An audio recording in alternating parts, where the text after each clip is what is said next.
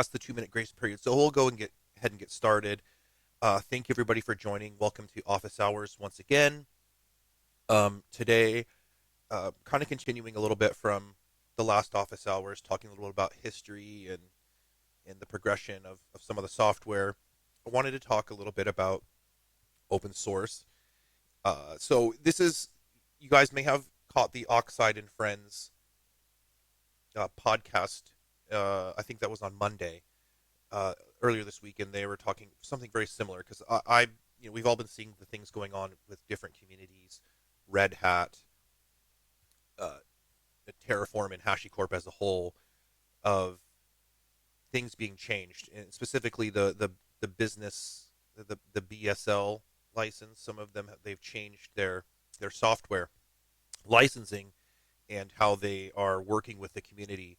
And so, as we experienced that, Illumos, right? Illumos actually kind of came out of that, right? They came out of Oracle doing something like that. And then there's a comment here. I've seen one with ForgeRock, SunAM, IDM directory stuff.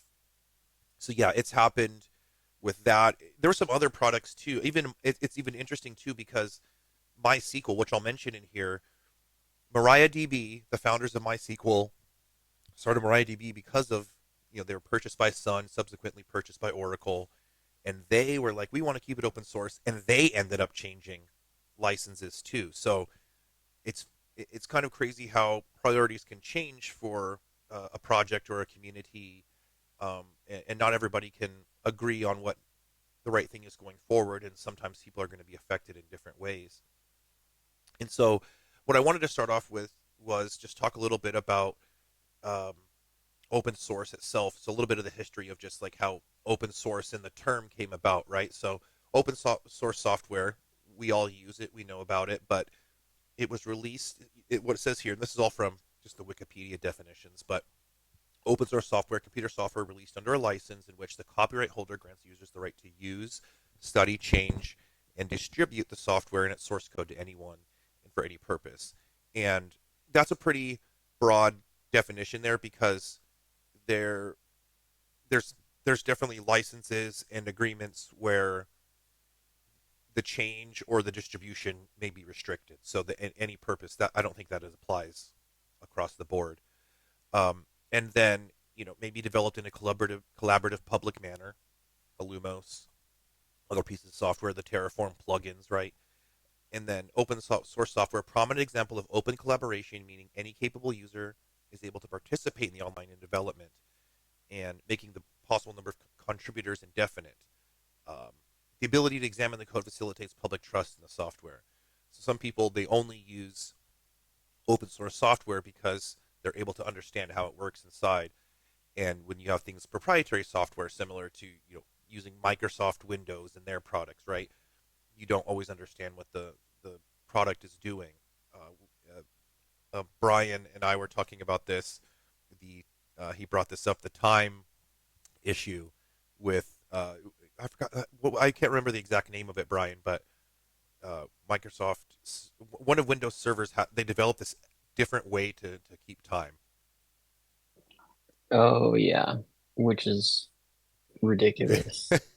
Um, what they do is um, instead of just like using a time server, which would be the same thing to do, the way Windows keeps its clock is it will periodically ask like random web servers over TLS for a handshake, and then it'll take the timestamp value that is in that handshake and assume that that's the correct time. Um, but OpenSSL, the most widely used TLS implementation in the world, um, for the past 9 years has used a random value in that field instead of an actual date. And so Windows just goes and asks random servers what time it is, and they respond with a random value. And when it gets a couple of them close enough together, it assumes, oh, that must be the right time. So I'm going to adjust my system clock by 43 years because that's what was in that value. And it's just ridiculous. And it was something, I think it was turned on by default. Yeah, I that's believe. the default behavior in Yeah, Windows. yeah, and it was turned Yeah. on by So there's default. Oh, go ahead.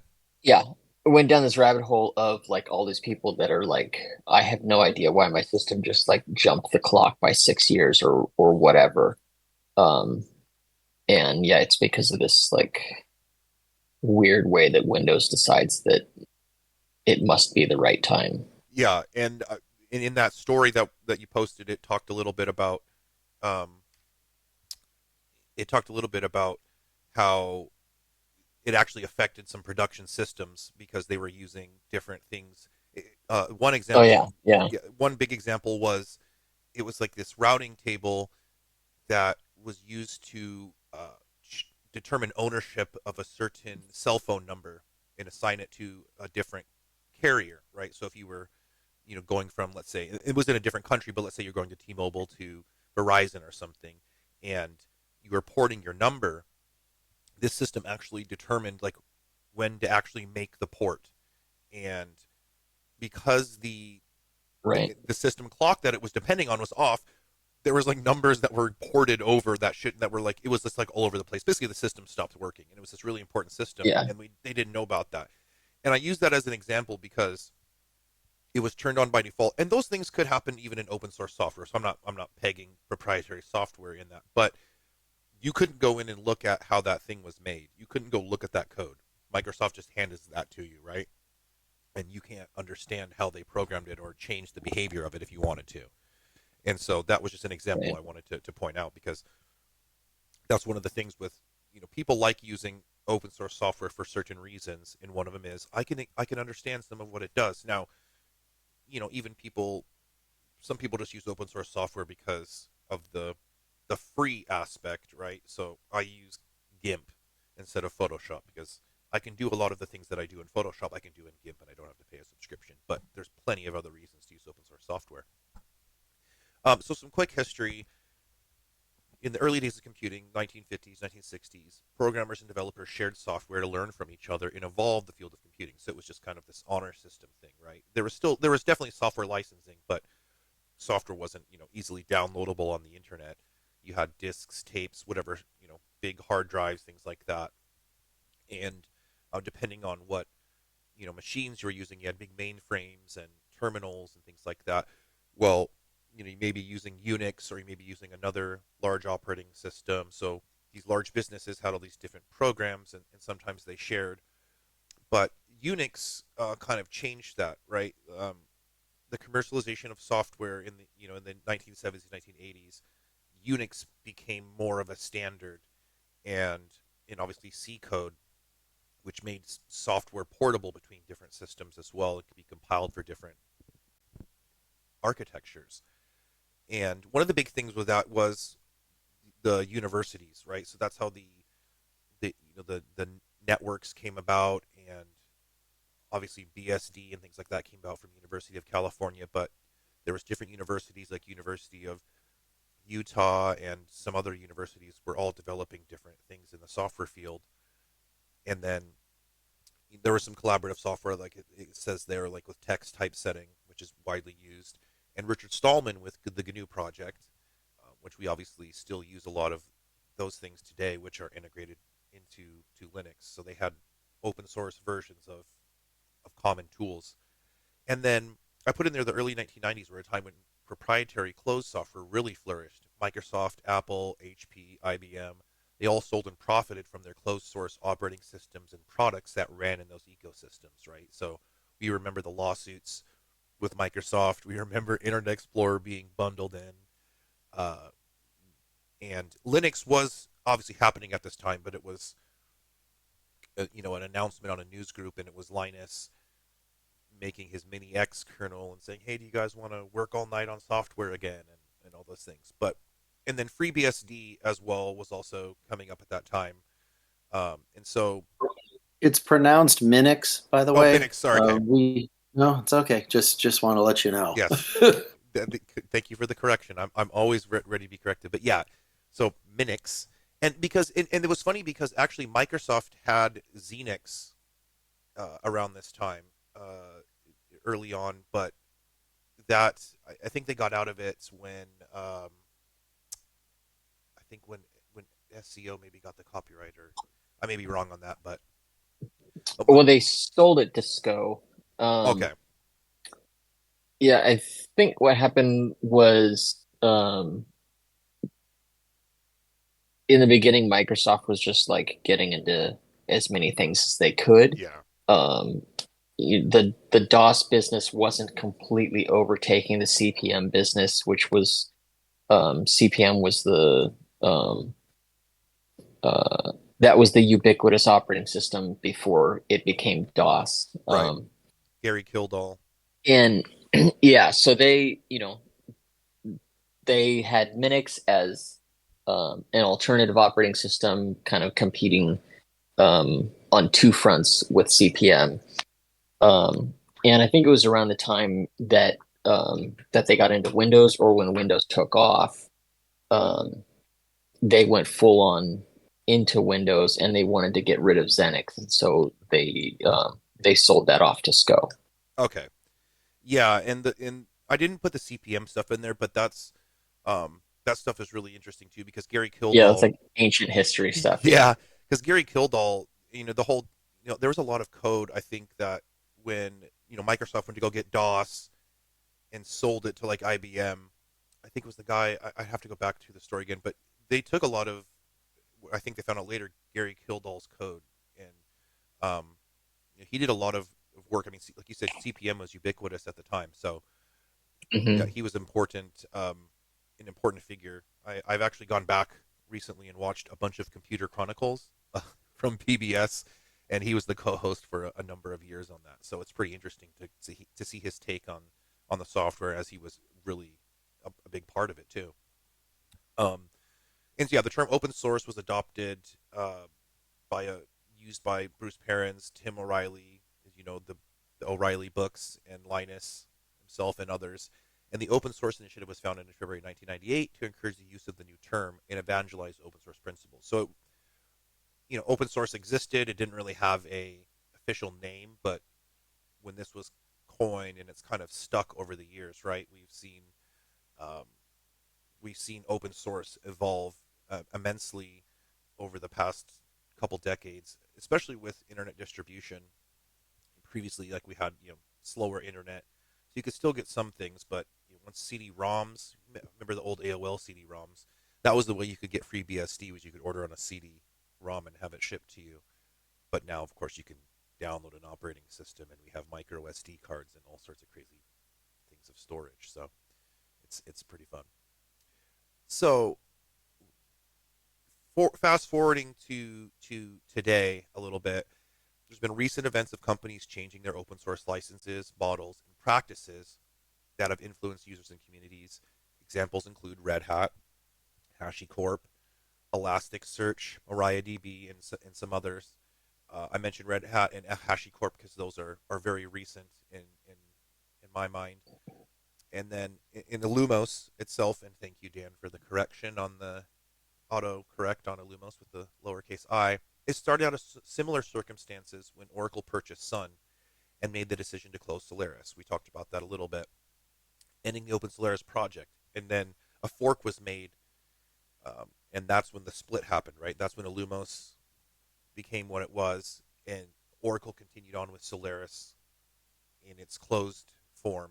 And so there's Solaris, it exists in Oracle, and they haven't really, I'm not up to date with the development. I follow a few of the developers that are still there, but I'm not fully aware, and I guess nobody is unless you work there, of where the product may be at. But I know they've laid off or Yeah, riffed. we Illumos actually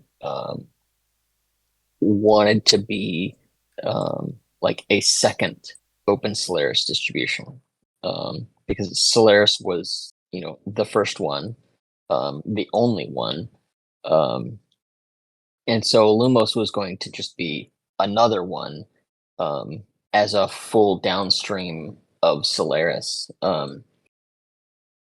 And if I remember correctly, it started out because um, there have been some binary blobs in Open Solaris, um, that we're still required to build a system.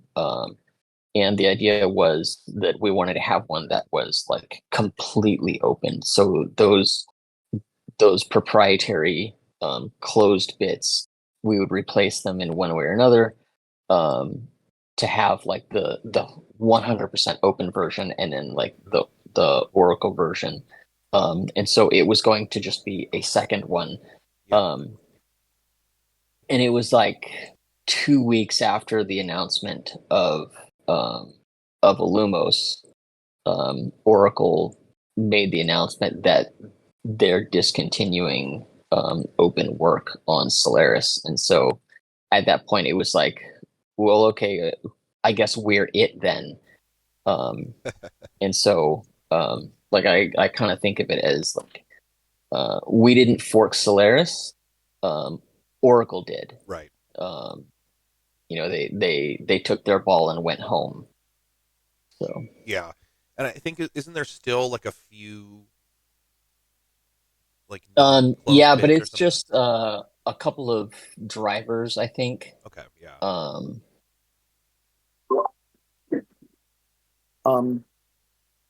All of I have a talk that last I gave in its fullness in 2016 talks about how Solaris was built and there's multiple consolidations. What is Illumos is only one of those consolidations, and that is the only consolidation Oracle closed source.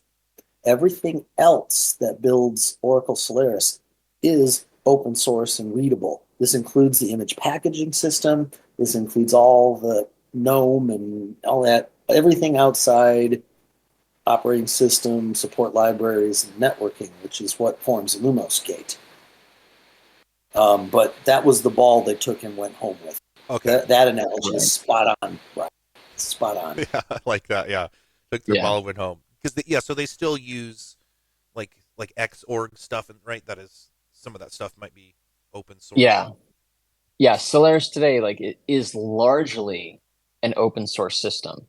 And all of the various open source packages that they ship with Solaris, just like FreeBSD, just like Linux, like those things are open upstream. Their copy of it that they use to build their system also needs to be open. So yeah, you can get those things. Like we can go look at what their patches were for such and such a package if we need a reference or whatever. But yeah, like OSNet is the kernel and like base userland environment. Like that's the part that they took away.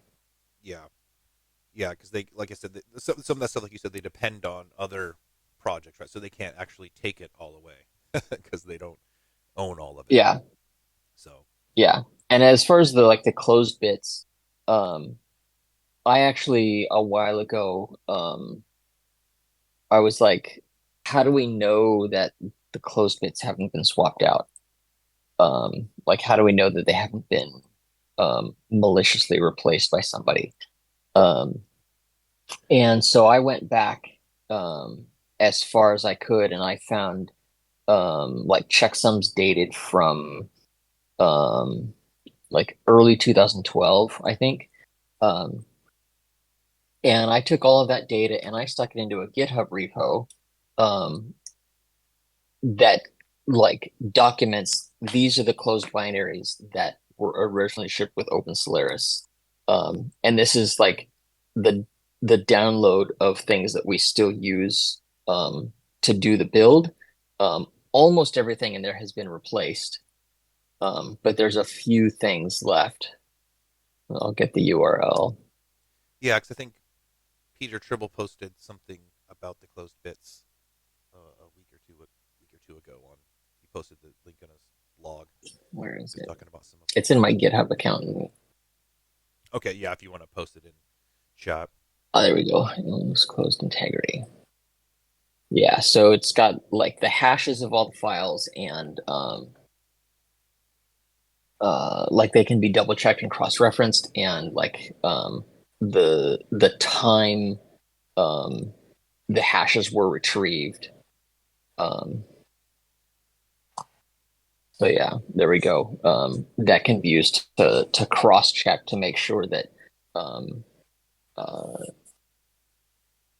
uh, those bits haven't been maliciously replaced by anybody. Um, so there's the hashes and like the cross check of like who published them when and verification that they all match. Um, and 2010 8/18, that's like the day that Illumos was announced. Um, so So, but it's been a yeah, long few years. So we've seen some yeah, things. We could say. yeah. And most of the files that are in that um, that closed bits we don't use anymore. But there's still a handful of them. I don't remember exactly how many it is, but it's just a few. Yeah, so I wanted to quickly touch on just some of the projects that have been affected, right? So MongoDB, Redis, Couchbase, Terraform, and then the other HashiCorp products, MariaDB, Elasticsearch, Alma Linux and Rocky Linux, and CentOS were obviously affected by Red Hat. Many of these projects are in use by large companies and small businesses alike, and individual users. And many of these projects are governed by a single company, but have a large community of contributors and users that have a stake in the project's future. The communities and contributors, while having the stake, don't always have a say, a great say in the future, right?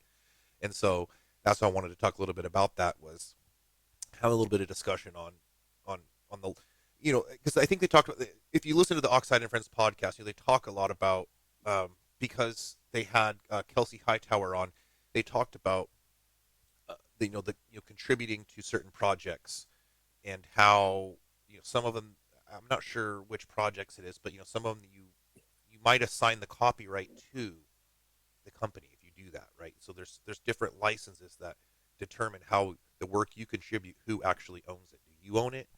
Does the project own it, right? So there's some things that to think about when you are contributing. I mean, a lot of people just want to contribute, and they have a bug fix or they have something and they just want to share it. They're not thinking about the copyright, but sometimes you do have to think about that.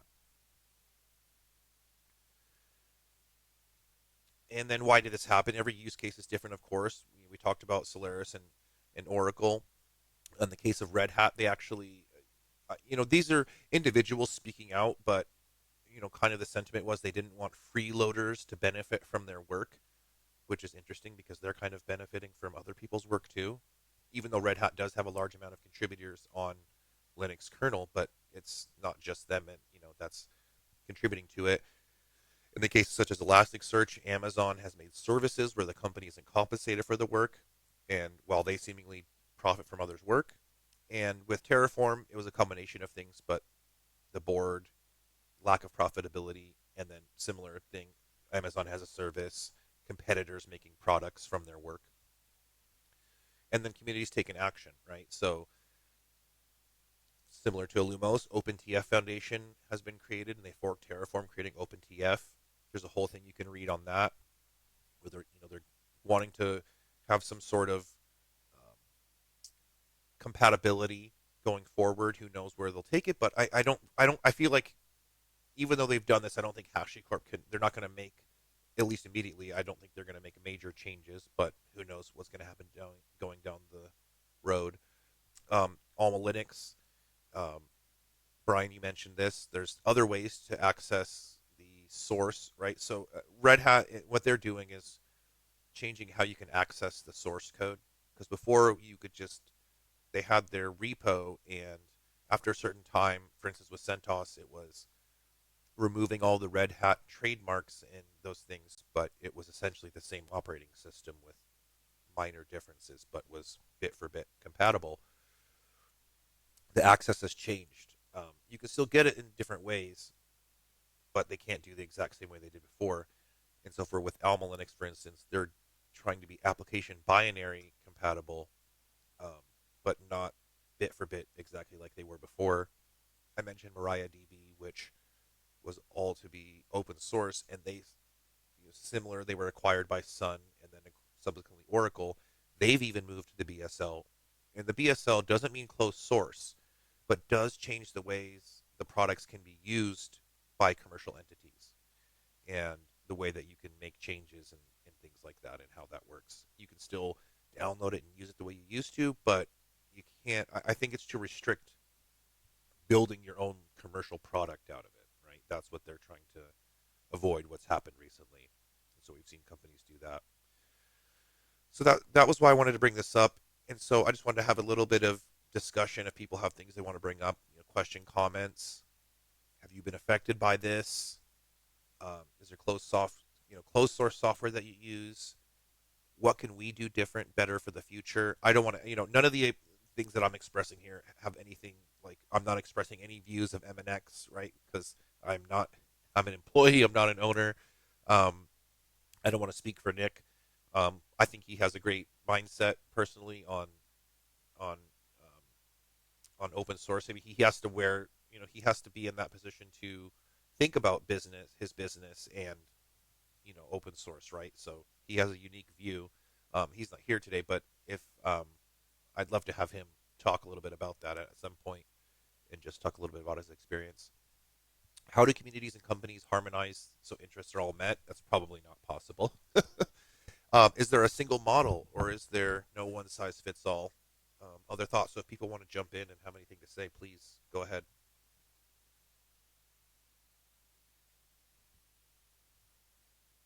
So I was wondering, with when I observed the closing of the sources with ForgeRock and their IDM and AM and Edit directory suite, from what I gathered and heard from people when inside, they mostly said that it was because of pressure from the sales team, who apparently had trouble or were, well, maybe being pressured to hit targets and stuff like that, and then as a pushback, well, how do we sell something we give away for free? And I'm getting a bit of the feeling that for HashiCorp, they're experiencing the same in order to be able to properly tell their investors their growth path, or in some cases lack of growth path, or not hitting targets, that they need to have a good story on why they are giving their products away for free.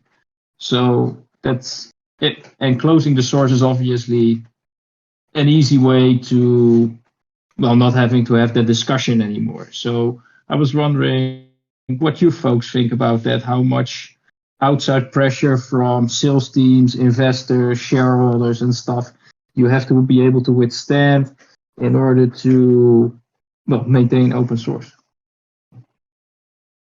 Well, the thing about HashiCorp is that they really haven't changed how end users are going to be using their product. It's still free to download and free to use. So I really don't know what HashiCorp's business model is. But recently we debuted a new image creation process, and we had an office hours presentation about it, and we're using Packer as part of that, right?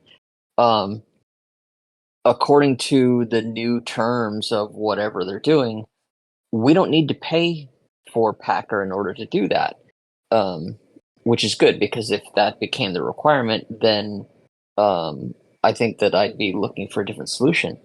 But if people like me aren't having to pay for it, first of all, like, who is paying for it? I have no idea. But it really seems to me that, like, a lot of these are a reaction to Amazon. I know Amazon has a service that is uses Terraform as its foundation, and Amazon makes a lot of money with this service,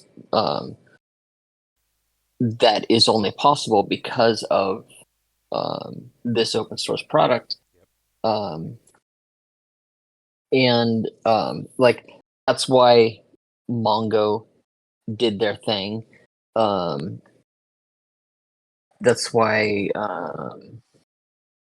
I'm drawing a blank on examples. Elastic also Elasticsearch, did the thing yeah. because of Amazon. Elastic, yes, yep. Yeah, it's because Amazon came up with an AWS service that was built atop um, that open source product. And that company sees Amazon making money hand over fist. And they're like, well, we want to have a cloud service that does that thing. Well, your cloud service doesn't integrate with the rest of the AWS services the way the whatever Amazon is building does. So nobody's going to use yours anyway. That's not money that you're losing.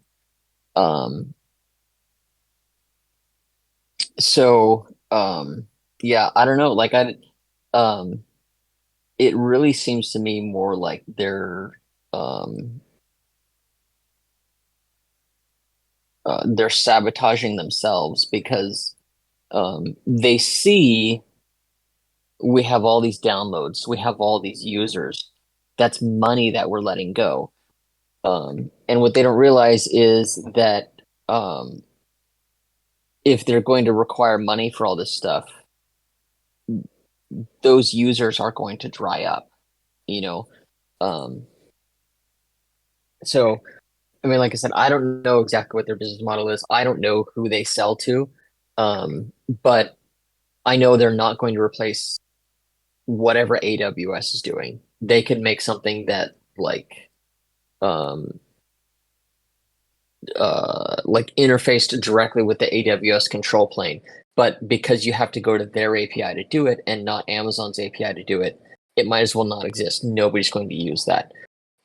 Nobody's going to use like hosted vault hosted by HashiCorp, you know? Um,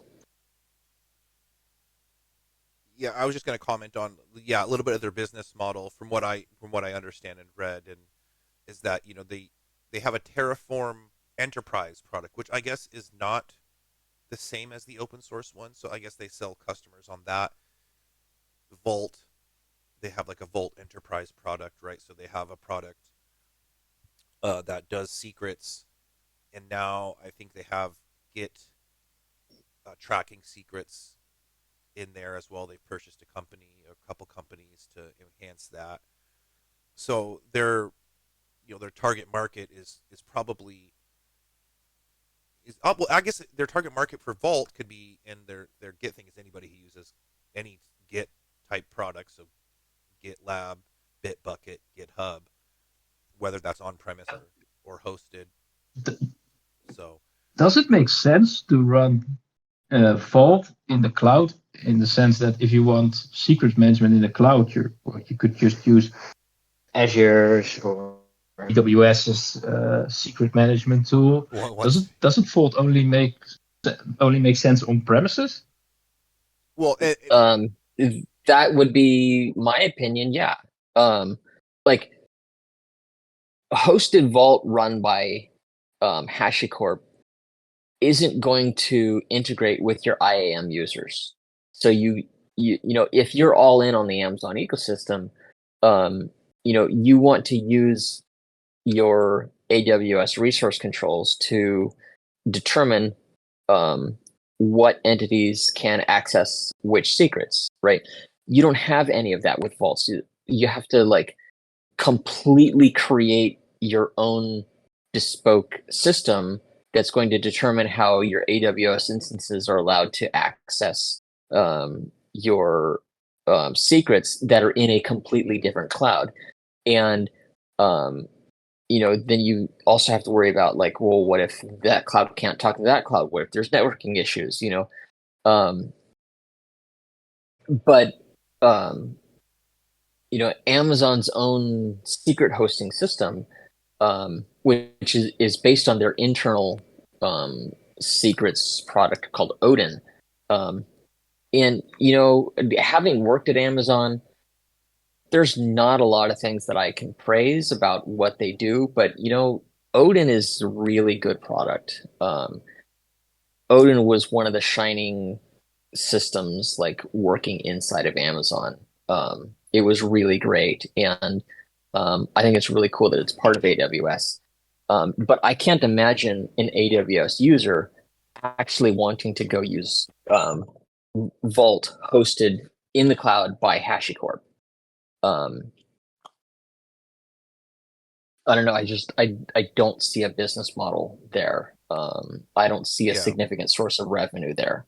and learnings, obviously, coming from Joyent, where we did have a public cloud, right? We found it was very hard to um, operate and keep up when you do have the Amazons, the Azures, the Googles. For instance, procuring hardware, right? It's hard to run a cloud. It's not an easy endeavor. And so you do see these hosted services, the MongoDB. Like, so MongoDB has their own hosted service, right? Where do they run it? If you go to the Mongo thing, you can choose Amazon as one of the places to run it, right? And so it's interesting because I don't think HashiCorp, I don't think any of these guys are going to go build their own cloud. That's just, I think it's an undertaking they don't have the capital for and wouldn't want to do anyways because I think it would just be throwing money Right. money away, right? So they're going to Yeah. I probably mean, do a multi-cloud or something. Go ahead. speaking as a, you know, both running public cloud for Joyent and now, at MNX, we have a public cloud. Like you can't compete with Amazon on um, services. Amazon has way more services than you will ever have, no matter who you are. Like DigitalOcean, they are not competing with Amazon on services. Linode, they're not competing with Amazon on services. Oracle Cloud, they're not competing with Amazon on services. Azure is not competing with Amazon on services. Because like every single employee at Amazon is empowered to create services, and anything that is good becomes an AWS service. I created a service that is now an AWS service, you know? So like anybody and everybody inside of Amazon, who's a software engineer, like their charter is make services that we can sell. And they're constantly doing that. They've got tens of thousands of employees, and everybody is making new services all the time. The majority of Microsoft's employees are not working on Azure, and they don't have a fraction of the workforce working on Azure that Amazon has for its whole company. So running a public cloud, like or a hosting service, like you've got to bring something different to the table than just trying to chase after Amazon. Yeah. Even people that are like they want to be like 100% AWS compatible as like an alternative. Well, the best you can be is mostly compatible.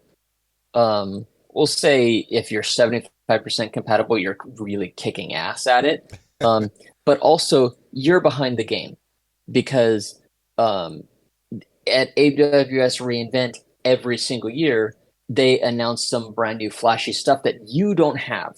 You are immediately behind the ball there. And the best you can do is spend the next year catching up on those services while Amazon is yet again creating new services, creating better versions of their existing services, potentially creating incompatible versions. Chasing Amazon competing on services is just spinning your wheels and a waste of money.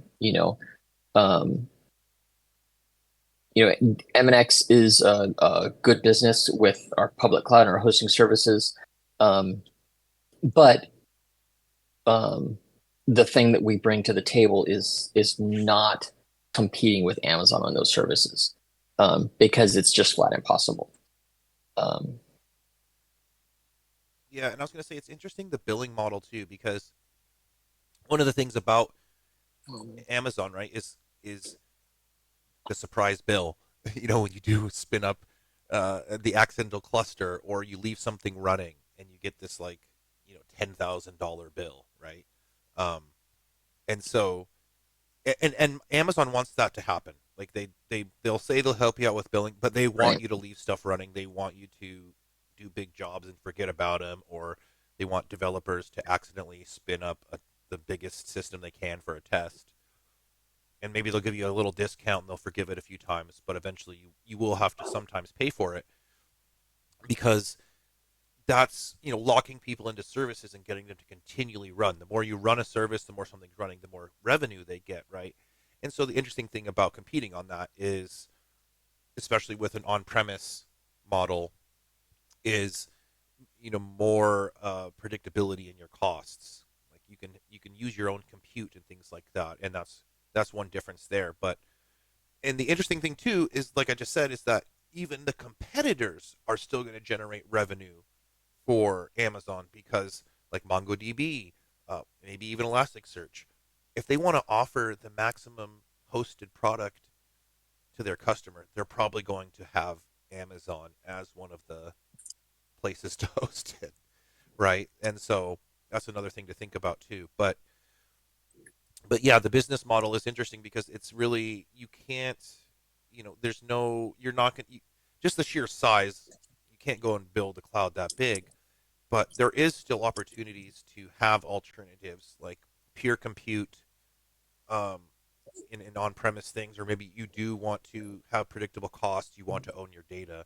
So there is places where it can really make sense to have on-premise.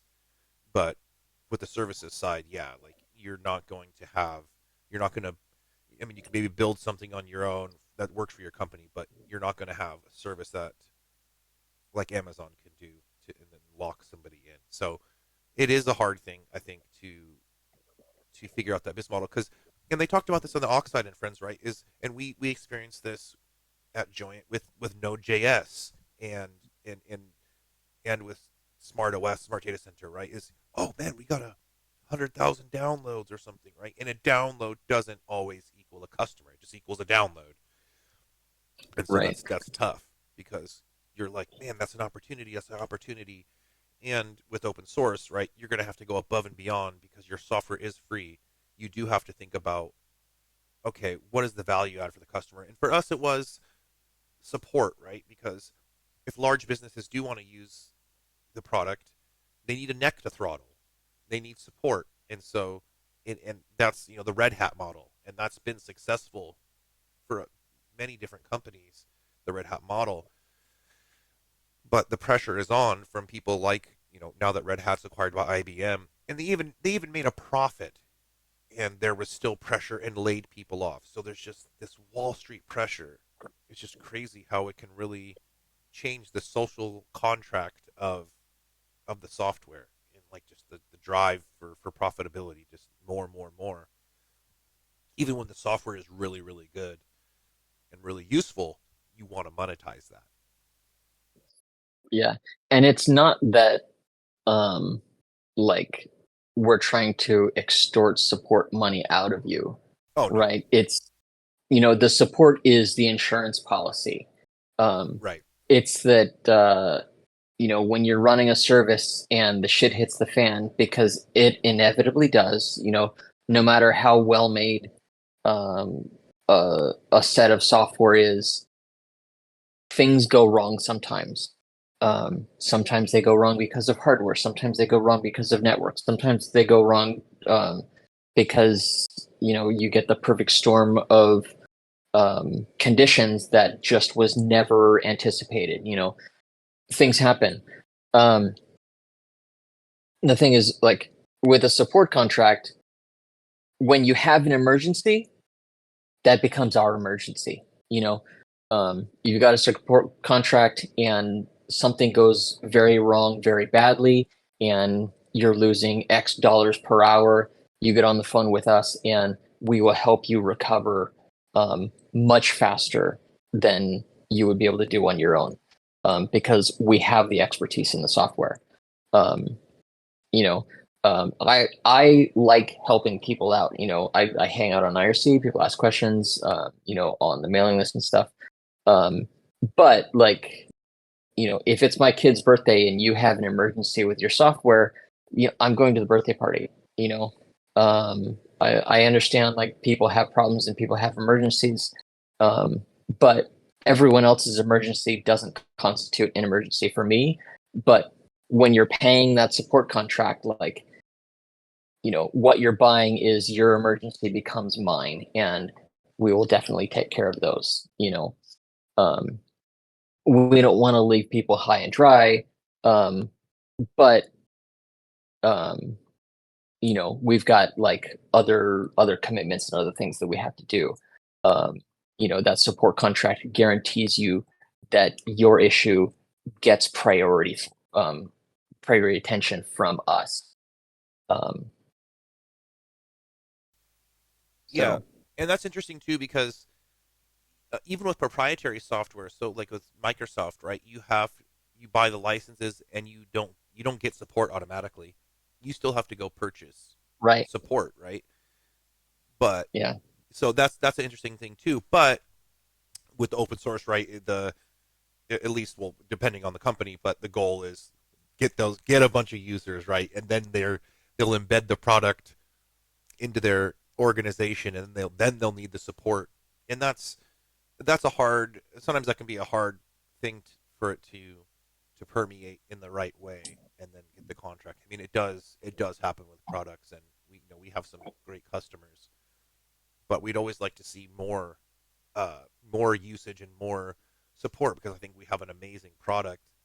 And so from our standpoint, I'm like, okay, I just want to see more people getting support, and it's almost like this, the vicious cycle. The more support people buy, the more people we can put to support the product, right? And so I think of it from that aspect of, we have the community and we have our side of it, but we'd always like to see more adoption and more paid adoption too, because a lot of these projects, they survive from companies providing support, people donating their time, but it's definitely nice when you can have somebody be paid to work on the project full time, even, right? That is like the ultimate great thing of a open source project is companies can afford to have people working on it because their revenue depends on it, and it makes the product get the attention that it deserves. But yeah, because even with proprietary products, because I have friends and family that have worked or work at Microsoft,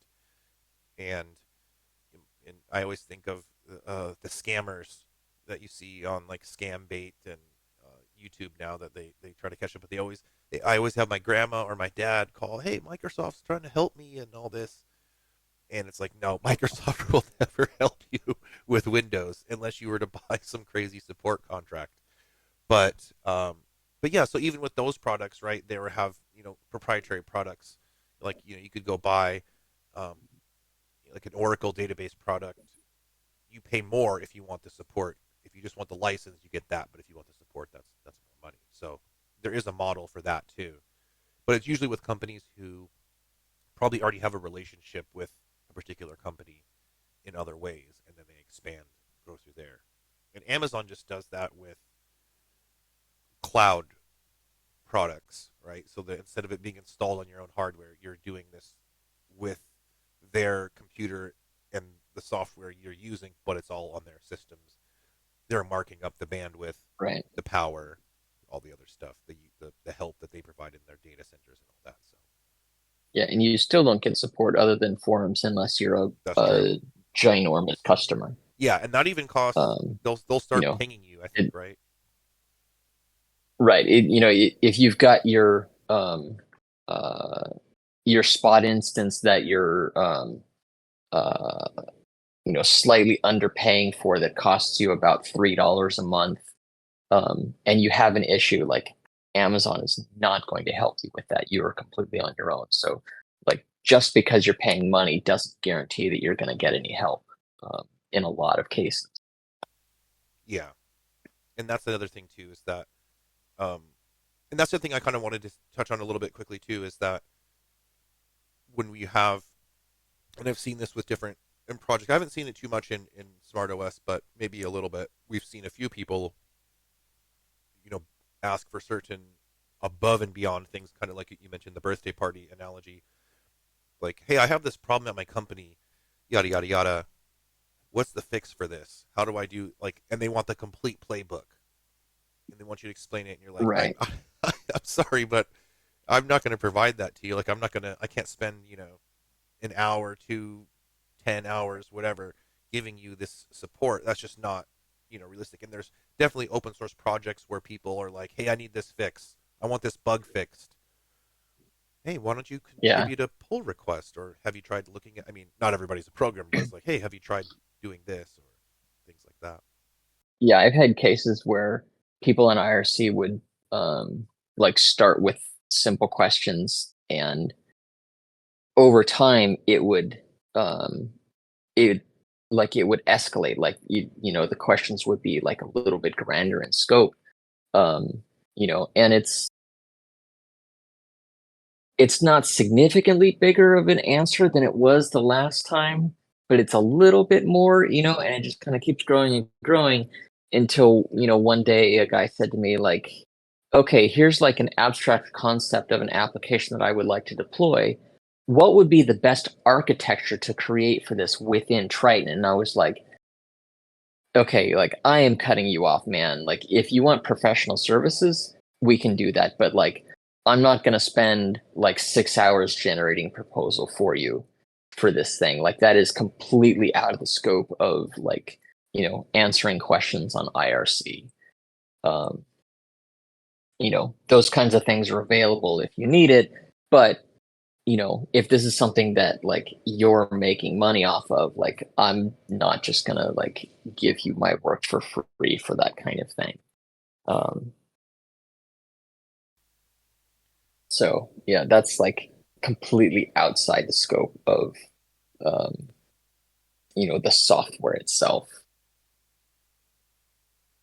See, there's some. So, but like on the topic of like Amazon, and like it's kind of my opinion that a lot of these companies that are doing the what they are calling business source licensing is like motivated to prevent cloud providers from like creating a service around that, whatever that thing is.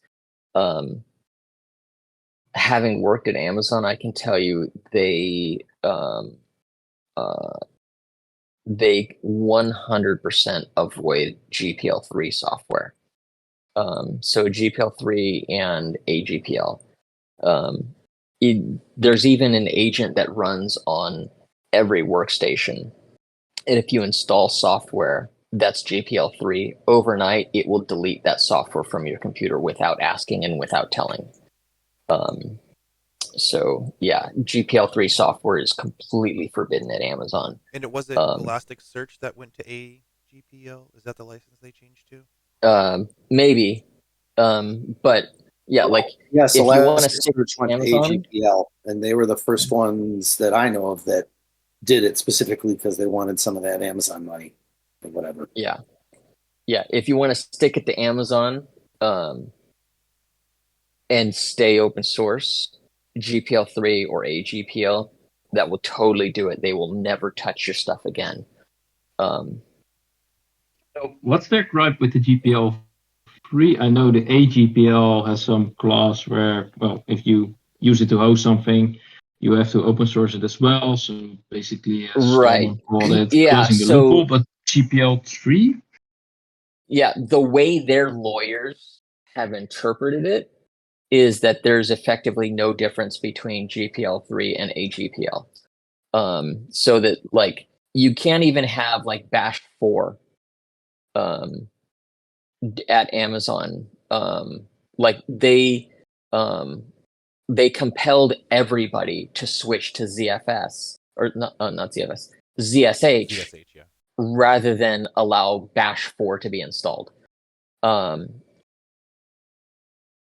And so, yeah, like their internal documentation about why you can't use GPL3 is basically, like if you have Bash 4 installed on a system, installed on an instance that is running an AWS service, we're now going to have to open source the entire service because, you had a shell script written that executed in Bash 4 or used a Bash 4 feature. So yeah, they take it a really extreme view on that.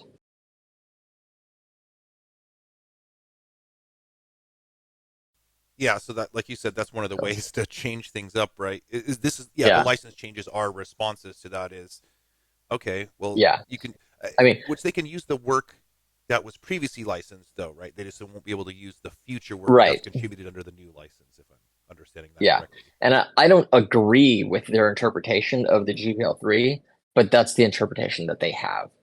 And so if you make something GPL3, they're not going to touch it with a 10-foot pole.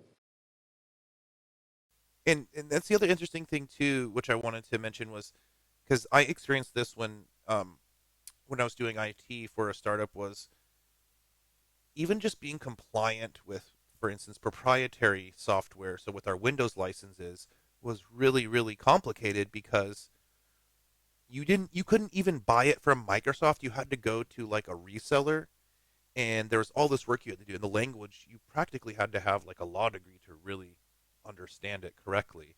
I mean, I not 100% true, but so with some of the open source licenses, there's some experts now who are people who are lawyers who actually understand software, have interpreted, because some of these things and these clauses, they've been out there for a while, but as we saw with I think the biggest case, and this wasn't open source, but the Oracle Google case, right?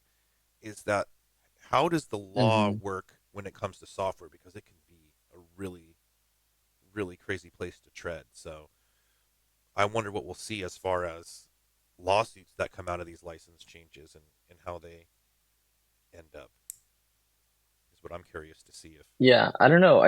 Um the thing is that I think that Red Hat and HashiCorp and Elastic and Mongo and whatever else, what they're doing is technically compliant with the licensing terms that they have. There's nothing in the GPL that says it has to be a Git repo hosted on GitHub. It just has to be accessible somehow, right? No, it just has to be that you got a binary. Okay, you got a binary from somewhere that you contact whoever gave you the binary and you say, I want the source code that produced this binary, Ah, and they give it to you. It doesn't even say like what format it has to be in. right. It Right. could be like microfiche. That complies with the GPL. It would be a completely dick move to give somebody the source code for whatever on microfiche. But it would be compliant with the GPL. And that's kind of what like how Red Hat is going about things. Is that like they used to have a code repo that you could just access. They closed that down. You can still get without a fee a Red Hat cloud image that you could like plop into OpenStack, or I think there's images on like you can do a Docker rel image, right? And you don't have to pay for those. You can just like download Docker run rel UBI 8 or UBI 9. Now you've got one, and then you can say like DNF install source code of whatever package. Now you've got the SRPM that was used to build that package. Um, that's compliant with the GPL. It's not a code history, but GPL doesn't say that you have to provide a code history. And like that's kind of like the loophole that Rocky and Alma are using, is that they can still boot up a Docker instance, grab the SRPM of whatever package, and then, copy that out of their Docker container and build it, and the binary that they produce, that's the one that they put into their distro. So, that way they can still be bit for bit compatible because they're taking exactly the SRPM that they're getting straight out of RHEL. But all of these companies are like, Sorry, go ahead. what's that? Well, I was wondering, does Red Hat even need to provide the SRPM? Because basically, I think if you take it to the letter, they only need to provide the source of the library, of the binary, right? So do they actually need to provide the script which the RPM? If somebody said, okay, give me the source for this bash version, and they would just provide you with the tarball from the new site and say, okay, here it is, without providing the actual SRPM, you need to rebuild RHEL with a bunch of RPMs. So could they even take this a bit further? I think that's a gray area, and that would be ambiguous because you're not getting just binaries from Red Hat. You're getting RPMs from Red Hat, really. It doesn't matter if you're getting a Docker image and you're running it that way, or you're getting a CD or a DVD installer. The software is shipped in packages. They're installed into the Docker image in packages. They're on the installer media in packages. You run an AWS instance, its package is installed. So there is, in my opinion, I'm not a lawyer, right? There's an argument to be made that what I am receiving from Red Hat is the RPM, and if the binary in that RPM is licensed GPL, then your obligation under the GPL is to give me the tools that will build the RPM.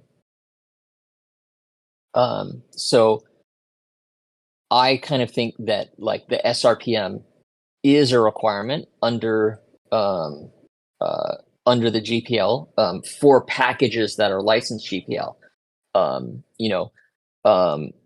Like I don't think that Red Hat is required to provide you the SRPM of Nginx or of Apache or of Node because those are not licensed GPL. Those have different licenses. But for stuff that is GPL,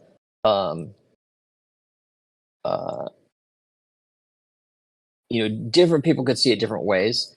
But I think a reasonable argument in court could be that the GPL requires at minimum the SRPMs, because that's the only thing that's going to allow you to recreate how you receive the software, which is in the form of a package. Maybe this is a kind of thing where like it would really need to be court tested. Yeah, that's exactly in what I was order saying. to figure out how that's going to play out. Yeah.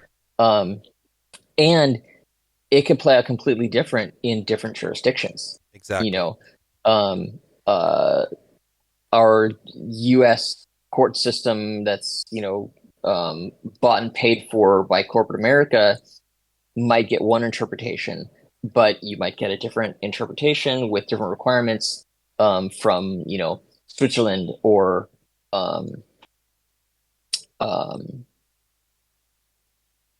Sweden or France or whatever.